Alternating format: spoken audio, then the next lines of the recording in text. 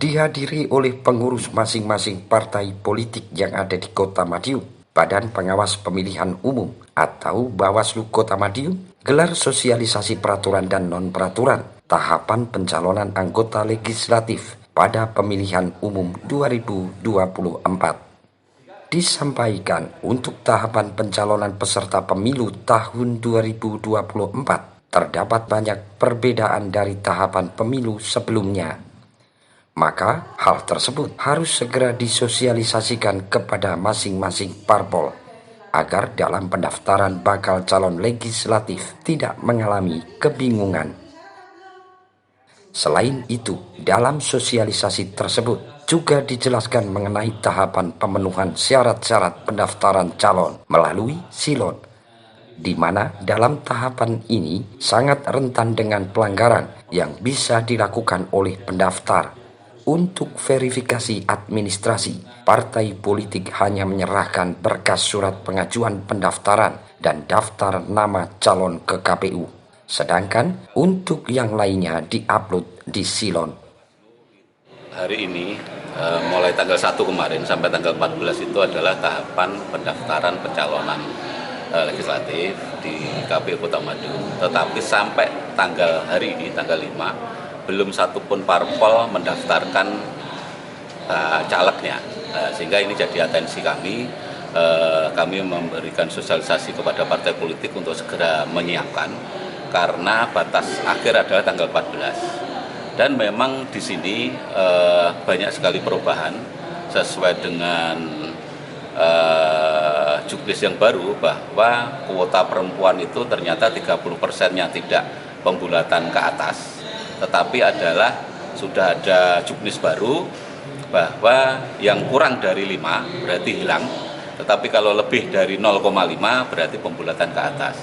Kalau misalnya kemarin 4 caleg itu harus 2 perempuan, sekarang 4 caleg 1 perempuan pun sudah bisa dinyatakan memenuhi syarat. Nah, hal-hal semacam ini perlu kita sosialisasikan pada teman-teman partai politik supaya nanti dalam pendaftaran itu tidak bingung.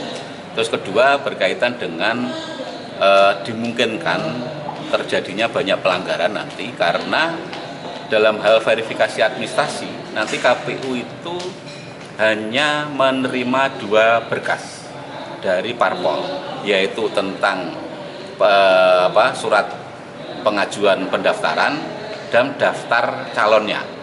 Tetapi hal-hal yang pernik-pernik yang SKCK, ijazah, surat pengadilan, terus narkoba dan sebagainya, ini KPU hanya melihat di silon saja. Nah, sehingga memang ini potensi adanya pemalsuan dan sebagainya, tetapi kami mengantisipasi, menghimbau kepada partai politik untuk tidak melakukan itu, karena saya yakin partai politik di Kota Madiun taat aturan, dan kalaupun toh melanggar, saya yakin mesti akan ketahuan nantinya. Ya, ada perbedaan. Yang pertama berkaitan dengan tadi syarat kuota perempuan. Kalau kemarin itu 30% itu wajib, dalam artian di belakang itu 0,2, 0,1 pun harus pembulatan ke atas.